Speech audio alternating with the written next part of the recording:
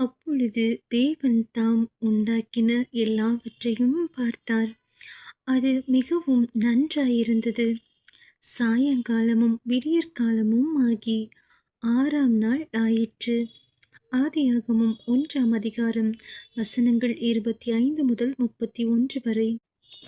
தேவன் பூமியிலுள்ள ஜாதி ஜாதியான காட்டு மிருகங்களையும் ஜாதி ஜாதியான நாட்டு மிருகங்களையும் பூமியில் ஊரும் பிராணிகள் எல்லாவற்றையும் உண்டாக்கினார். தேவன் அது நல்லது என்று கண்டார். பின்பு தேவன், நமது சாயலாகவும் நமது ரூபத்தின்படியேயும் மனுஷனை உண்டாக்குவோமாக. அவர்கள் சமுத்திரத்தின் மச்சங்களையும் ஆகாயத்து பறவைகளையும் மிருக ஜீவன்களையும் பூமி அனைத்தையும் பூமியின் மேல் ஊறும் சகல பிராணிகளையும் ஆளக்கடவர்கள் என்றார். தேவன் தம்முடைய சாயலாக மனுஷனை சிருஷ்டித்தார். அவனை தேவ சாயலாகவே சிருஷ்டித்தார். ஆணும் பெண்ணுமாக அவர்களை சிருஷ்டித்தார்.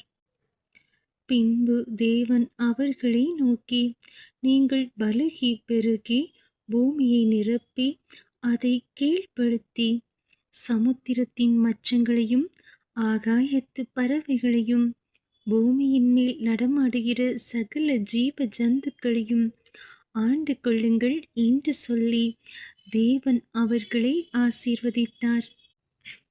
பின்னும் தேவன், இதோ பூமியின் மேல் எங்கும் விதை தரும் சகலவித பூண்டுகளையும் விதை தரும் கனிமரங்களாகிய சகலவித விருட்சங்களையும் உங்களுக்கு கொடுத்தேன்.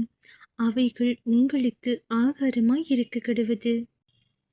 பூமியிலுள்ள சகல மிருக ஜீவன்களுக்கும் ஆகாயத்திலுள்ள சகல பறவைகளுக்கும் பூமியின் மேல் ஊறும் பிராணிகள் எல்லாவற்றிற்கும் பசுமையான சகல பூண்டுகளையும் ஆகாரமாக கொடுத்தேன் என்றார்.